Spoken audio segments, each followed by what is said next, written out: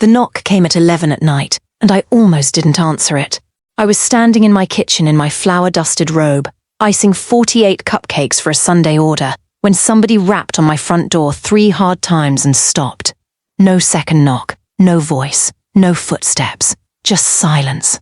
I wiped my hands on a dish towel and looked through the peephole. Nobody was there. My porch light threw a pale circle over the welcome mat. A moth battered itself against the bulb. At the curb, a black sedan sat with its headlights off, and in the middle of my mat was a small black box. Not tossed there, not dropped, placed. Squared perfectly with the edge of the mat, like whoever left it wanted me to know this wasn't an accident. I almost left it outside. In my neighborhood, you don't pick up things that appear after dark without a name attached. But something about the size of that box made my chest tighten before I even touched it. I'd seen a box that shape before. 4 years into a relationship I thought was heading toward marriage.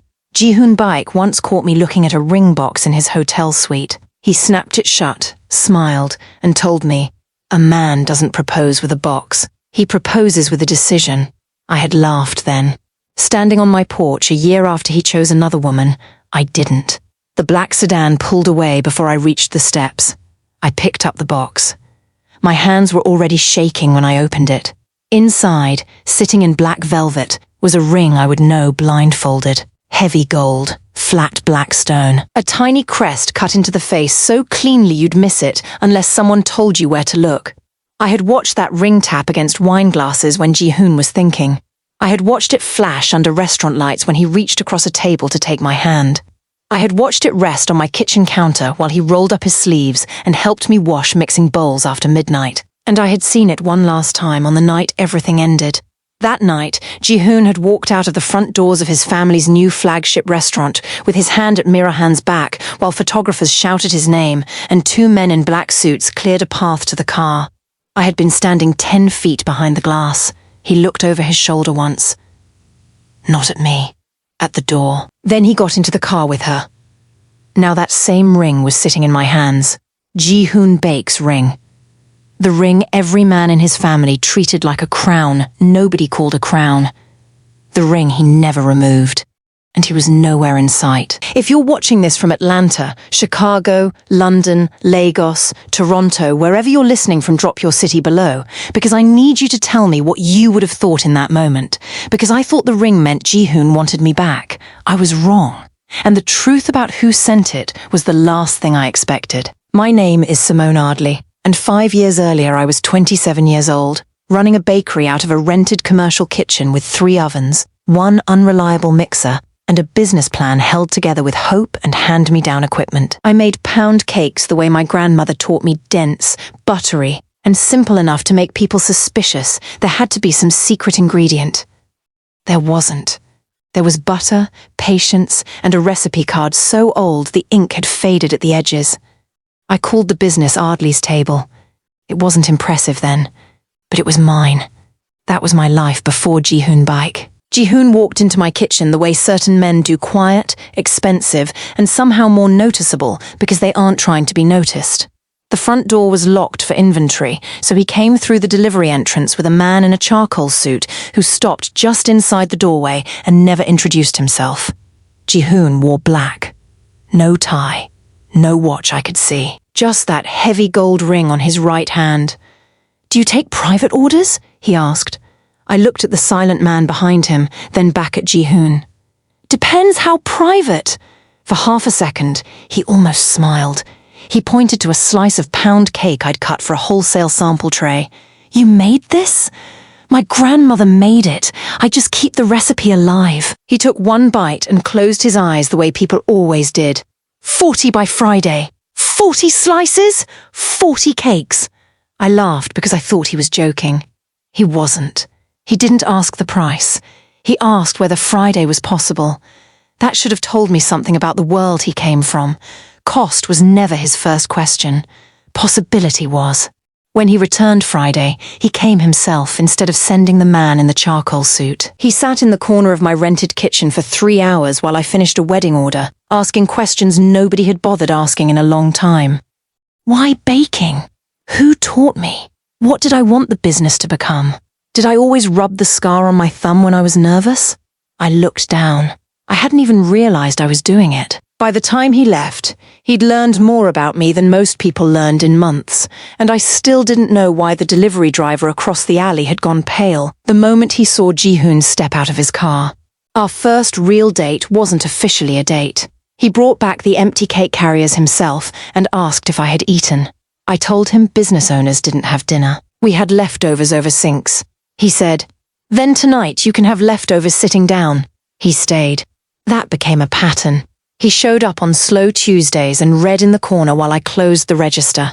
He learned my coffee order after hearing it once. He remembered my mother's birthday without being reminded. If my mixer jammed, he was more likely to roll up his sleeves than call someone to fix it. For a man whose name made half the city lower its voice, he was strangely ordinary with me. That was what made him dangerous to my heart. I found out what bake meant piece by piece. His family owned restaurants, warehouses, real estate, import companies, private clubs, and enough property downtown that people joked you couldn't walk 3 blocks without stepping on something a bike had financed. But the jokes stopped whenever a bike actually entered the room. People didn't ask how the family solved problems. They just noticed problems tended to disappear. At one restaurant, a manager who had been arguing with a supplier went silent the moment Ji-hoon walked through the door. At another, a city official who'd kept me waiting 20 minutes stood up so fast when Ji-hoon entered that his chair scraped across the floor. Once, a valet handed Ji-hoon his keys with both hands. I asked him about it in the car. "Respect," he said. That looked more like fear. His jaw tightened. Sometimes people confuse the two. I should have asked more questions. Instead, I changed the subject. I met his father exactly once. Dinner was at the Bake family's oldest restaurant, in a private room behind a sliding wood door. 2 security men stood outside. Mr. Bake Sr. was polite to me, in the precise way powerful men are polite to people they have not decided the value of yet. He asked about my business. I told him I wanted a storefront. He asked how many employees I had. "Just me." He nodded once, as if that answered a question I hadn't heard. Then he spent the next 20 minutes speaking to Ji-hoon in Korean. I couldn't follow most of it, but I heard my name twice. After dinner, Ji-hoon was silent in the car. "What did he think of me?" "He thinks you're talented." That's not what I asked. A pause. Then, "He thinks our worlds are complicated together." I looked at him. "And what do you think?" "I think my world is mine to manage." At the time, that sounded protective. Later, I understood it was the first warning. There were other warnings. Calls he took outside, his voice dropping so low I could barely hear it through the glass. Cars that waited at the curb without anyone getting out. Men who arrived nervous and left relieved. One night, close to 2 years in, we were eating at one of his restaurants when a man I didn't know approached our table, bent close, and whispered something in Korean. Ji-hoon's whole posture changed. Not dramatically. That was the frightening part. He became still. He set down his fork. The man stepped back. Ji-hoon said 3 quiet words. The dining room manager immediately closed the rear half of the restaurant and guided several customers to other tables with free bottles of wine and nervous smiles. Ji-hoon disappeared through the kitchen for 12 minutes. When he returned, his face was calm again. "What happened?" I asked. "Business! What kind of business empties half a restaurant? The kind I don't want near you." I stared at him. He reached across the table and covered my hand. "The less you know, the safer you are. That's not me hiding something from you, Simone. That's me protecting you." I wanted to believe him, so I did. For 4 years, mostly, he was good to me. That's what makes betrayal hard to explain to people who want every villain to have been obvious from the beginning. Ji-hoon wasn't cruel every day. He was thoughtful. When my equipment loan came due during a bad summer, he paid it off without telling me. I was furious. He apologized. Then I kept the money. That decision bothered me later more than I expected, because it was the first time I let part of my independence become tangled with his power. He never used it against me. Not directly. But power doesn't have to speak to change the shape of a room. By our 4th year, everybody assumed we would marry. Everybody except, apparently, Ji-hoon. The first crack appeared on a Thursday. He cancelled dinner by text. Emergency meeting. Nothing unusual. The next Thursday, he cancelled again. then again, 3 Thursdays in a row. The 4th time, I joked that some secret committee must own his Thursdays now. He looked at me for half a beat too long. "Mira's handling the restaurant expansion," he said. I knew the name. Mira Han, event strategist, brand consultant, daughter of a family that had been circling the bakes business world for years. Beautiful in the polished, camera-ready way some people seem born knowing how to be. I'd met her twice. Both times she'd looked at me like she was reading a menu and had already decided what she wasn't ordering. "Is Mira the emergency?" I asked. Ji-hoon gave me a tired look. "Don't do that." "Do what?" "Turn work into something else." That sentence stayed with me, because a month later, I learned it already was something else. And I didn't learn it from him. The Baek family had spent 18 months renovating their downtown flagship restaurant, a 3-story place of glass, dark wood, private dining rooms, and a rooftop terrace that made the city look smaller than it was. The reopening was supposed to be important for me too. Ji-hoon had asked Ardley's table to provide every dessert for opening week. More than that, he had told me privately that if the launch went well, he wanted to make my bakery the permanent pastry supplier for 6 Baek properties. That contract would have changed my business overnight. I had already priced a storefront. I had already called a landlord. I had already let myself imagine seeing Ardley's table printed on a real lease. Opening night, I arrived through the service entrance at 5 with 22 trays, 2 assistants I'd hired for the week, and Deja carrying flowers because she refused to let me deliver to the kingdom of emotionally unavailable men without backup. The restaurant was already humming. Press near the entrance. Investors upstairs, vendors lined along the rear corridor, Baek security at every access point, dressed like hotel staff until you noticed nobody ever asked them to carry anything. Ji-hoon was supposed to meet me in the pastry kitchen. He didn't. Mira did. She walked in wearing a red dress and Ji-hoon's event badge clipped at her waist. Not a guest badge. Not a consultant badge. His personal access credential. She picked up one of my menu cards. "Ardley's table," she read. "Sweet." I took the card from her hand. "Where's Ji-hoon?" "Busy." He asked me to meet him here. Her smile barely moved. He asks a lot of women for things he changes his mind about. I stared at her. She held my gaze. Then she looked at my left hand. No ring. Back to my face. That was the moment the room changed. "What exactly are you trying to say?" She didn't answer immediately. Instead, she reached for the dessert table, adjusted one of my place cards by half an inch, and said, "You really don't know?" My stomach dropped. "Know what? Ask him where he's been on Thursdays." Every sound in that kitchen seemed to sharpen. The dishwasher, a tray hitting stainless steel, someone calling for more glasses. I heard all of it. What happens on Thursdays? Mira's expression softened in a way that felt worse than if she'd laughed. "Me!" One word. That was all. I looked at her long enough that she finally stopped smiling. "How long?" "6 months!" My body went cold. 6 months. 6 months of cancelled dinners. 6 months of emergency meetings. 6 months of him kissing my forehead on Fridays like Thursday had never happened. I wanted to tell her she was lying. Then Ji-hoon walked into the kitchen. He stopped when he saw both of us. That was the answer. Not his words. His face. For 4 years, I knew every version of Ji-hoon's silence. Annoyed silence. Protective silence. Tired silence. The silence he used before making a difficult decision.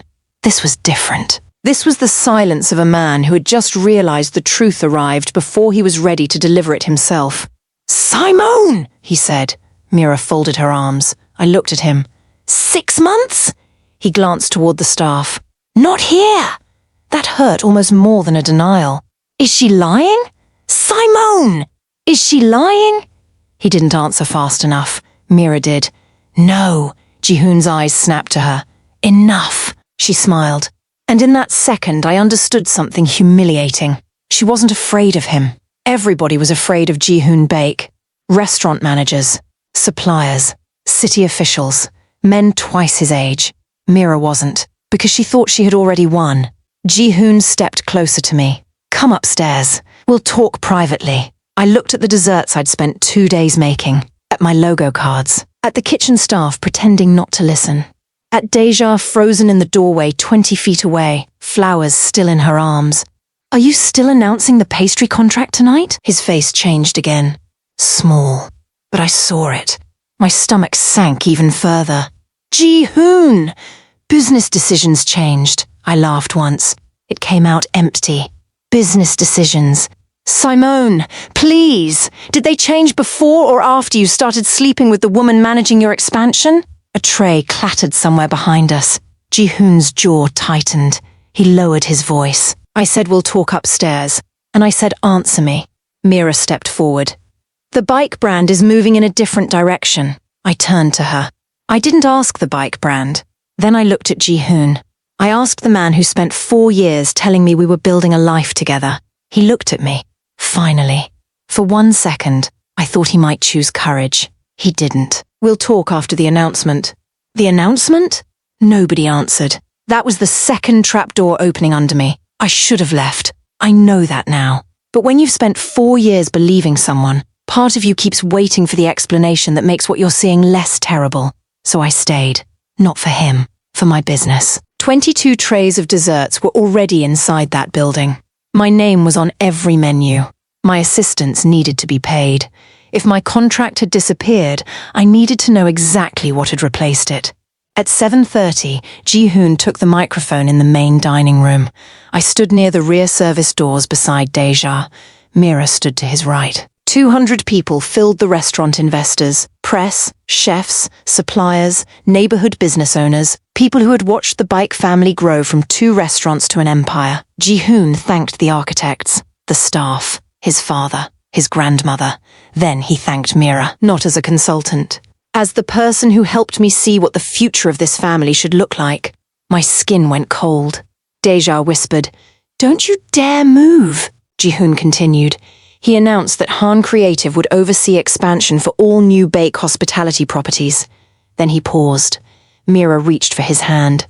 The black stone ring flashed under the lights. And Ji-hoon said, "Mira and I have also decided to build that future together." There it was. No apology. No explanation. No mention of me. 4 years reduced to something he could erase by changing the subject in front of a room. A reporter near the front raised a camera. Someone behind me whispered my name. A vendor who had known me for 3 years stared at the floor. Ji-hoon never looked toward the service doors. Not once. Mira did. She found me immediately and smiled. If you've ever had someone humiliate you publicly and then act like your pain was just an inconvenience they had scheduled around, type "scene" in the comments. Because what happened next is the part people remembered. I didn't scream. I didn't throw anything. I didn't walk up to the microphone. I didn't give Mira the scene she clearly wanted. I walked into the pastry kitchen. I removed every Ardley's table card from the trays that had not yet gone out. The executive chef rushed over. "Simone, what are you doing? Protecting my name. We paid for these. You paid for dessert. You didn't pay to use my business as decoration for their announcement." I turned to my 2 assistants. "Pack anything that hasn't been served." The chef looked toward the security men at the door. One of them touched his earpiece. For half a second, the room held its breath. Then a voice behind him said, "Let her take what's hers, Ji-hoon." He stood at the end of the corridor. Mira was beside him.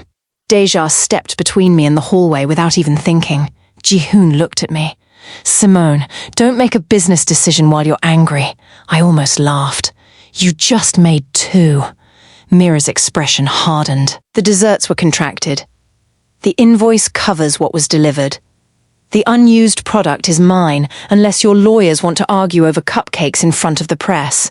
Deja made a sound that was suspiciously close to a cough hiding a laugh. Ji-hoon looked tired. "Nobody is arguing with you. No, you're just replacing me." His eyes flickered. I lifted the first tray myself. "And that's fine. You get to choose who stands beside you. You get to choose who gets your contracts. You get to choose who you lie to." I walked past him. Then I stopped. I turned back. "But you don't get to choose what I become after you." For the first time that night, he looked shaken. I wish I could tell you that felt good. It didn't. Not yet. Outside, the front entrance was crowded with photographers waiting for the bikes. I didn't want to walk through them, so I took the side service corridor to the loading entrance. That was where the thumbnail moment of my memory lived forever.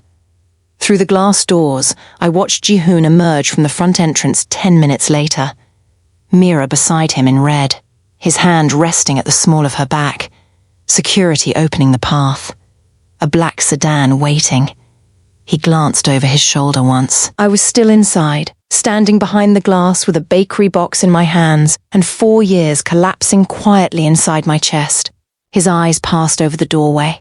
Then he helped Mira into the car and left. The next morning, I learned the business betrayal was worse than the personal one. My 6-property pastry agreement hadn't simply been cancelled. It had been awarded to a company partly owned by Mira's cousin. 2 days later, the landlord of the storefront I'd been negotiating for called to say another tenant had offered cash and he was moving forward with them. A week after that, one of my oldest suppliers suddenly changed my payment terms from 30 days to payment on delivery. Then another supplier stopped returning calls. Deja stared at the messages on my phone and said what I was too exhausted to say. This isn't heartbreak anymore. No, it wasn't. Someone was squeezing my business. And the name everybody was afraid to say out loud was Bake. I called Ji-hoon once. One time, his assistant answered, "Mr. Bake is unavailable." "Tell him," Simone Ardley called. A pause. Then, carefully, "He knows." That was the last time I called. The next day, a man named Min-sok came into my kitchen. I'd seen him before. Charcoal suits. Quiet eyes. Always 2 steps behind Ji-hoon at family events. I had assumed he was security. I was right. He bought 1 slice of pound cake and didn't touch it. Then he said, "Mr. Bike did not tell the suppliers to cut you off." I stared at him. "Did he send you?" "No. Then why are you here?" "Because someone is using his name as though he did." My heart started beating faster. Mira. He didn't say yes. He didn't have to. Does Ji-hoon know? Min-sok looked at the untouched cake. "Mr. Bike knows many things late when he believes the wrong person early." That sounded like an answer and an insult at the same time. "Why tell me?" He stood. "Because Mrs. Bike asked whether you were being left alone." His mother? Grandmother. I had never met his grandmother. Before I could ask another question, Min-sok placed exact change beside the plate and walked out. I stood there staring at the door. That was the first time I realized my breakup had become a fight inside a family I had never been allowed to understand, and I wanted no part of it. Unfortunately, Mira had already made me part of it. Deja showed up at 6 the next morning with coffee and a legal pad. "You're not calling him again," she said before I'd opened the door all the way. "I already did." She closed her eyes. "Simone! Once!" "Did he answer?" "No." "Good. Saves me from committing a misdemeanor." Despite everything, I laughed. It lasted about 3 seconds. Then I sat at my kitchen table and cried so hard I couldn't explain what hurt most.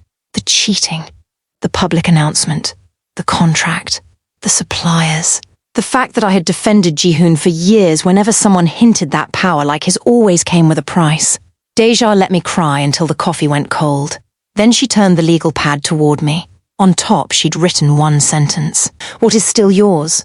"My recipes," I said. She wrote it down. "My equipment." She wrote that too.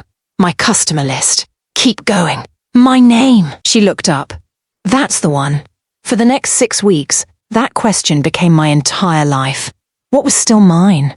The answer changed every day, but it was never nothing. I blocked Ji-hoon's number. I changed vendors. I moved to smaller suppliers the bikes didn't use. I paid more for butter and less for peace of mind. When a health inspector arrived after an anonymous complaint claiming my kitchen stored spoiled dairy, I opened every refrigerator myself and watched him check every temperature. Everything passed. When he finished, he looked almost embarrassed. "You're clean." "I know." Complaint said otherwise. "Can I know who filed it?" "No, I didn't need the name." 2 days later, Mira walked into my kitchen. Alone. No red dress this time. Cream coat. Sunglasses on her head. That same calm smile. Deja was in the flower shop next door, which was probably the only reason the conversation lasted longer than 30 seconds. Mira looked around. "So this is where you work. This is where you need to leave." She ignored that. I heard the inspection went well. There it was. Not proof, but enough. I set down the piping bag in my hand. "Did you file it?" You think everything is about you? No, I think you came into my kitchen 2 days after an anonymous complaint and mentioned it before I did. Her smile thinned. I came to offer advice. I have friends for that. You have a small business in a city where relationships matter. You're making this personal. I stared at her. You slept with my partner for 6 months and took a contract he promised my company. Ji-hoon made those decisions. Then why are you here? For the first time, she didn't have an immediate answer. I stepped closer, not threatening, just refusing to shrink. If he chose you, enjoy being chosen. But stop reaching backward to make sure I'm still losing. Something flashed across her face. Anger. Not because I'd insulted her, because I'd understood her. She picked up her bag. You think you're competing with me? No. I opened the door. I think you need me to be. That was the last time Mira came into my kitchen. It wasn't the last time I felt her influence. For 3 months, every week brought some new inconvenience. A corporate client cancelled after reconsidering vendor alignment. A venue told me their preferred supplier list had changed. A food blogger who had booked a tasting suddenly stopped answering. None of it was enough to prove. All of it was enough to feel. I could have spent my energy chasing every rumor back to its source. Instead, Deja made me choose. You have 12 hours in a day you can actually function, she said. You can spend 6 of them proving Mira is terrible, or you can spend 6 of them making sure people don't care who Mira is. So I worked. Not beautifully, not inspirationally. I worked tired. I worked angry. I worked on days when motivation was nowhere in the building. Church anniversaries, backyard graduations, retirement parties, baby showers, office lunches. A bus driver's 30th year celebration where he wanted a red velvet cake shaped like his city bus, which took 2 failed attempts and 1 deeply personal argument with fondant. I said yes to jobs that barely paid because I needed people tasting my food again. Then one of those small jobs changed everything. A bride named Naomi hired me for a wedding after another baker cancelled. 300 guests, 5-tier cake, 2 days' notice on a venue change. The kind of order that could either put my name into 300 conversations or destroy me in one afternoon. At 2 in the morning, the night before delivery, the bottom tier cracked. I just stared at it. No tears, no screaming. Nothing. My body had reached some new level of exhaustion beyond panic. Deja came in carrying coffee. She looked at the cake, then at me. Can it be fixed? Yes. Then why are we having a funeral? We rebuilt it. The cake made it. More than made it. When Naomi walked into the reception room and saw it, she cried. A photographer posted it. The post got shared. A local restaurant owner called, then a hotel, then a law firm. For the first time since Ji-hoon, my phone started ringing for reasons that had nothing to do with him. That mattered more than I can explain. Deja found me there an hour later. She didn't tell me I was strong. She didn't tell me everything happens for a reason. She picked up the invoices. This one is late but small. Ignore it tonight. She picked up another. This one is the real problem. Call tomorrow when you're rested. Another. This customer owes you money. Stop being nice. She organized my panic into a list. Sometimes love looks like flowers. Sometimes it looks like someone labeling your bills. By winter, I had enough repeat clients to breathe. By February, I had enough to look at storefronts again. I refused every location within 3 blocks of a bake property. Deja called that dramatic. I called it peace. Then I found a narrow yellow brick storefront 2 blocks from my old rented kitchen. The floors were ugly. The oven hookups needed work. The front window was perfect. I signed the lease with my own money. My name. My guarantee. No quiet loan from Ji-hoon. No favor. No connection. My mother helped paint the walls the same warm yellow as my grandmother's kitchen. Deja argued for a second coat. I argued that customers would be too distracted by cake to notice. She won. At the ribbon cutting, my mother cried and claimed allergies. Your grandmother would have fainted, she said, holding my hand. Seeing her recipe on a real storefront window? Fainted dead away. That night, after everyone left, I sat alone on the floor with my back against a counter I'd bought myself. No man's name on the lease. No family connection behind the permit. No promise I could lose because someone changed his mind. I should have felt triumphant. Mostly, I felt tired, but underneath the tiredness was something new. Ownership. Real ownership. Not just of the shop, of myself. That was also the night I realized I had gone an entire day without thinking about Ji-hoon. I remember smiling in the dark when I noticed. Then I went home. 3 weeks later, Min-sok came into the shop. Same charcoal suit, same unreadable face. This time he ordered 2 slices. "Your grandmother's recipe?" he asked. "Yes!" He tasted one. Then he nodded like he had confirmed something. "Mrs. Bike will like it." I froze. "Why would she be eating it?" He set down his fork. "She asked me to bring her something from your shop." "Why?" "I don't ask Mrs. Bike why." That seems healthy. For the first time, I saw the corner of his mouth move. Almost a smile. I packed a slice anyway. Then I stopped before handing him the bag. "Is Ji-hoon sending you here?" "No." "Does he know you're here?" "Probably not. Is he okay?" I hated myself a little for asking. Min-sok noticed. He is alive, healthy, and learning that consequences are quieter than enemies. I stared at him. "What does that mean?" "It means enemies announce themselves." That was the difference between heartbreak and healing. A year earlier, hearing Ji-hoon was struggling would have felt like justice. Now it mostly felt like information. Then Priya, the owner of the linen company, told me something stranger. Ji-hoon called my husband. For what? To apologize. Did he offer the contract back? No. Then what was the apology for? Choosing convenience over loyalty. That phrase sounded like him. I pretended it didn't. Priya studied me. He asked whether we'd work with him again someday. What did your husband say? He said someday isn't a date. I laughed. Priya didn't. Simone, the thing about men with power is they think losing access to people feels temporary because almost everything else in their lives is replaceable. I looked through my storefront window at customers waiting near the counter. And then? Then they meet something that isn't. I didn't ask if she meant me. I didn't want to know. By spring, Ardley's table had more work than I could personally handle. I hired my first full-time baker, then a counter manager, then another baker. My custom order waitlist stretched 3 weeks. A food magazine put us on a list of neighborhood businesses worth crossing town for. My mother's pound cake argument with customers became a running joke because she insisted the lemon version was better than the brown butter version and would debate anyone who disagreed. I was busy, happy in ways that felt earned. Then Magnolia Row called. Not about a grant. About the new Magnolia Row Market Hall, a permanent downtown space designed to house 40 independent food and retail businesses under one roof. They wanted Ardley's table as the anchor dessert tenant. Not a pop-up. Not a temporary table. A 5-year lease. Prime corner. Front windows. And they wanted me to oversee dessert programming for every major market hall event during the first year. I asked the director to repeat the offer. She laughed. I've been trying to recruit you for 6 months. Why didn't you call? Because 6 months ago you only had one location and you would have said no. She was right. What changed? You did! I hung up and screamed so loudly Deja came running from next door holding pruning shears. I told her. She screamed louder. Then the director called back.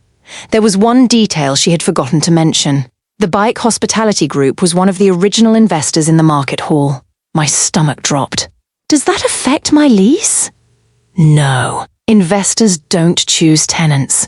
Does Ji-hoon know you offered it to me? A pause. He knows now. I almost said no. Not because I was afraid of him. Because I was tired of every good thing in my life having his shadow somewhere nearby.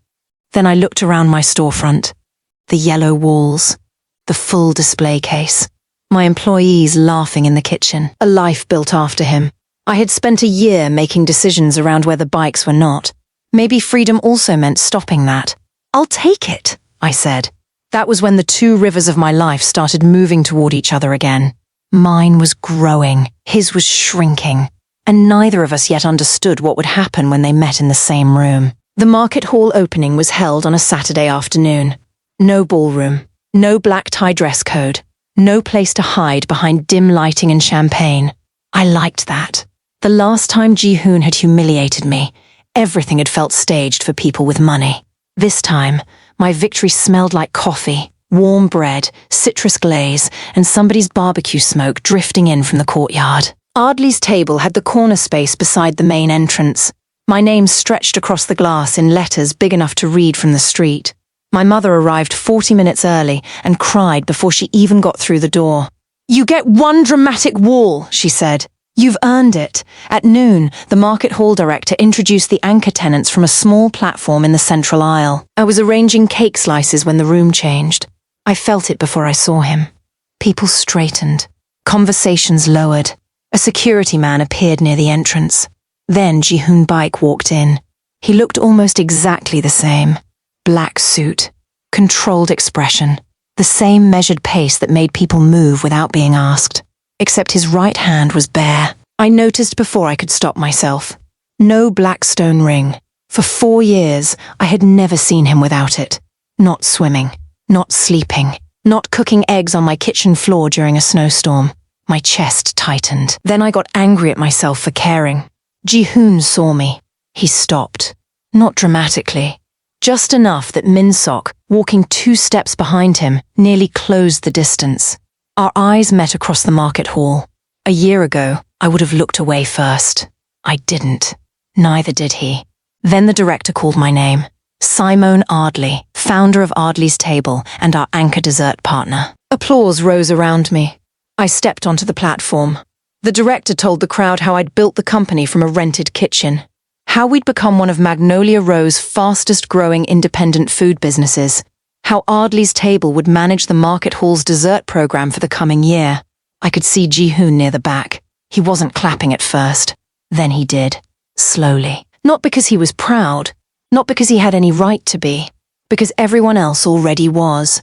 A reporter asked me what the new location meant. I looked at my mother. At Deja. At my staff. Then at the yellow Ardley's Table sign behind me.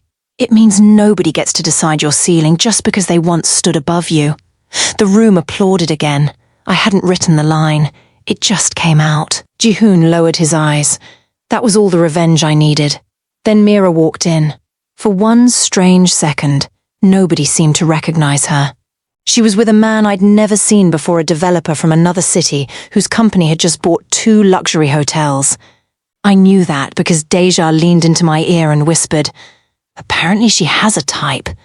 Mira saw Ji-hoon. Then she saw me. Then she saw the crowd around my storefront. Her face changed. Not dramatically. Mira was too practiced for that. But I saw the calculation, where she stood, where he stood, where I stood. The outcome was no longer the one she'd planned. She approached my counter 20 minutes later. Alone. I kept icing a cake. "Congratulations," she said. "Thank you. You did well. I know." That bothered her more than if I'd bragged. She glanced around. "Ji-hoon told you we aren't together?" "No." Her eyebrows lifted. "I didn't ask." That landed. She lowered her voice. "We ended 2 months ago." I kept working. "Okay, he blamed me for the supplier mess. Was he wrong?" Her mouth tightened. "He signed every contract.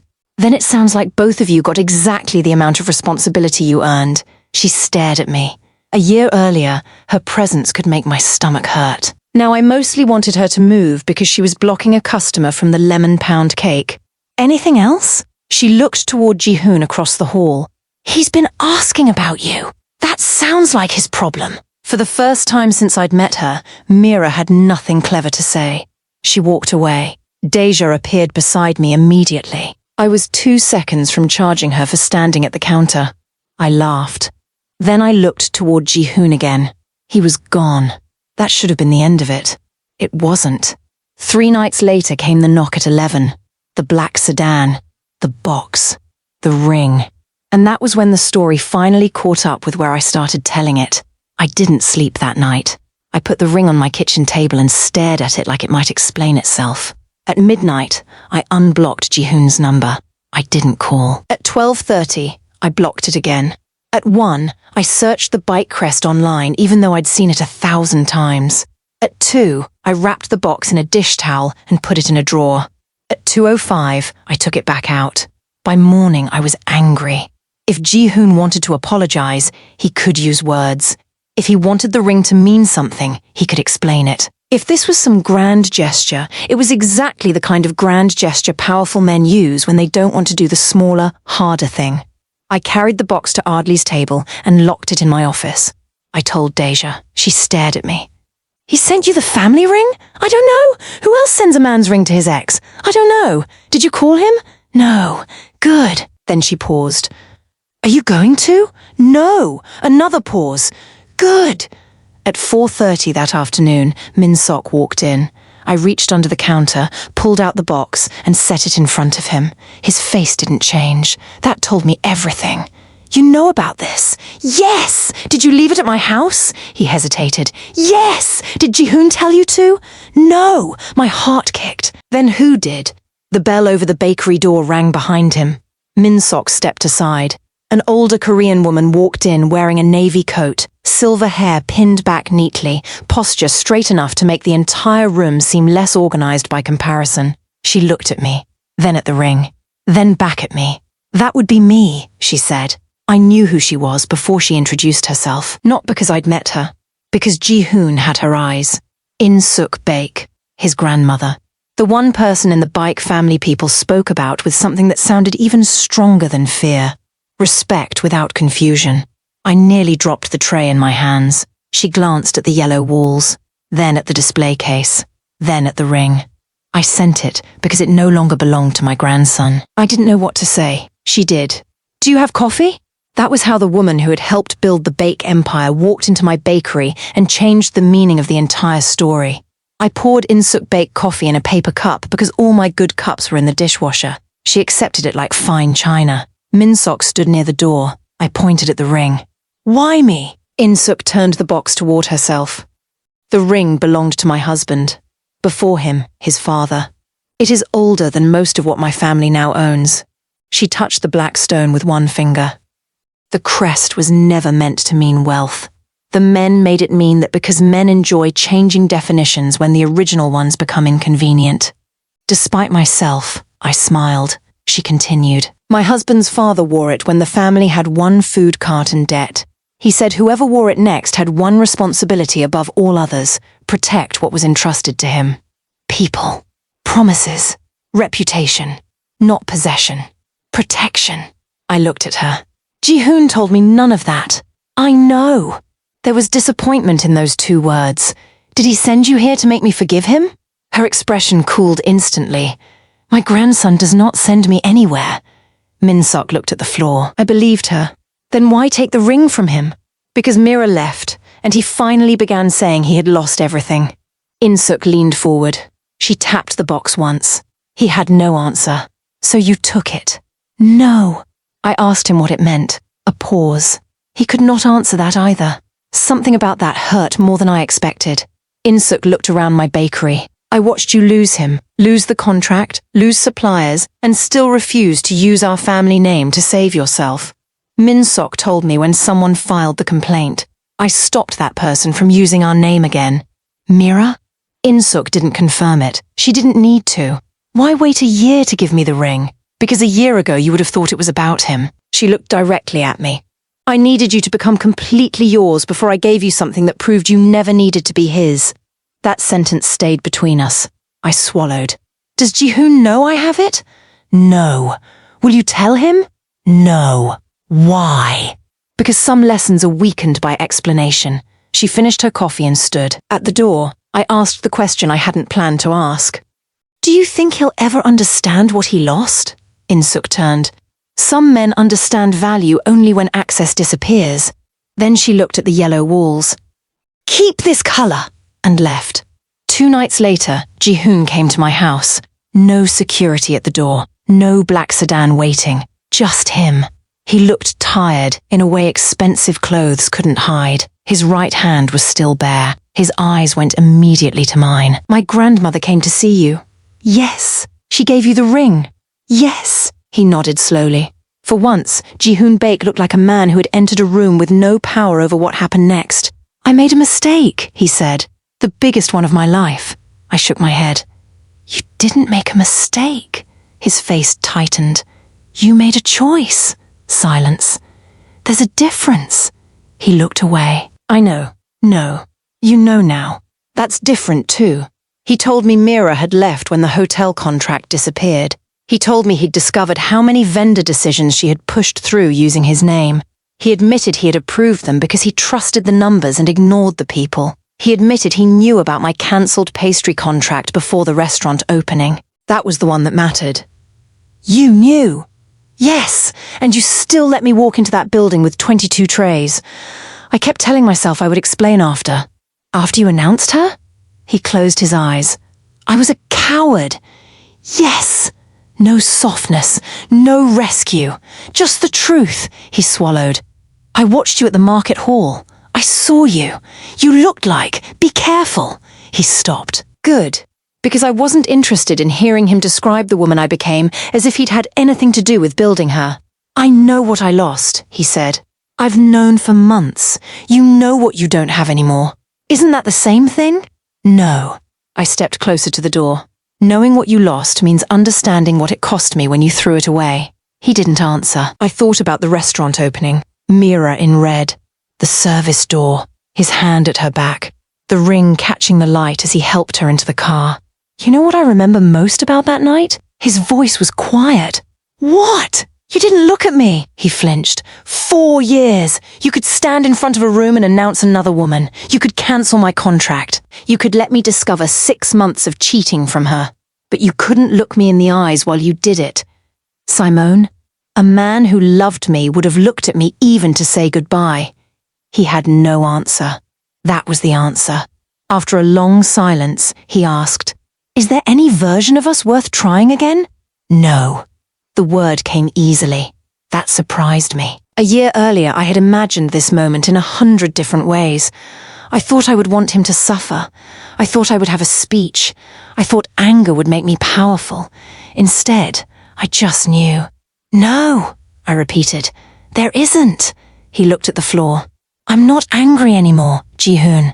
That's what you need to understand. Anger would have meant part of me was still waiting for you to make the past come out differently. I shook my head. I'm not waiting. He stood there as if stillness might change the sentence. It didn't. Take care of yourself, I said, and I meant it the way you mean it for someone whose life is no longer connected to yours. I closed the door slowly. No slam. No dramatic final look. Just a door closing. The ring sits in a drawer in my office now beneath the ledger where I track Ardley's table's contracts. I don't wear it. I don't sell it. I don't keep it because I want Ji-hoon back. I keep it because its meaning changed the moment In-suk put it in my hands. It used to represent a family powerful enough to make rooms go quiet. Now it reminds me that power without loyalty is just noise people are afraid to interrupt. Ardley's table opens its second location at Magnolia Row Market Hall next month. My mother is planning £3 cakes for opening day because she believes customers should be encouraged to argue about dessert. Deja has already covered more wall space in flowers than I approved. My staff has doubled. Our waitlist is still 3 weeks long. Last Thursday, I stood alone inside the unfinished second shop before the ovens arrived. Sunlight came through the front windows. Yellow paint was drying on one wall. For a second, I thought about calling Ji-hoon. Not to reconcile, just to tell him. Then I realized something. Some news isn't his to receive anymore. Some victories don't need an audience from your past. My grandmother used to say a good recipe doesn't need permission to be good. It only needs somebody patient enough to follow it all the way through. I understand that differently now. People ask whether I regret the 4 years. I don't. Regret would mean I wanted to erase the woman who loved him, and I don't. She wasn't foolish. She simply trusted someone who eventually proved he could not carry what she gave him. But I also don't confuse remembering love with owing it another chance. If you're listening to this while recovering from a humiliation you never asked for, remember this. The person who hurt you does not get to narrate what happens next. They may come back. They may apologize. They may finally recognize your value after everyone else already has. That recognition does not create an obligation. Sometimes the real ending isn't revenge. It isn't reconciliation. It isn't watching them suffer. Sometimes the ending is realizing the door they want reopened no longer leads anywhere you live. Ji-hoon chose his mistress after 4 years. A year later, his ring showed up at my door. But the ring was never the invitation I thought it was. It was proof that even the people who built his world could see what he had failed to protect. And by the time he understood it too, I didn't need the proof anymore. I had my name on the glass, my hands on the ovens, my people beside me, my life completely, finally mine. Not with him, never again with him, with me.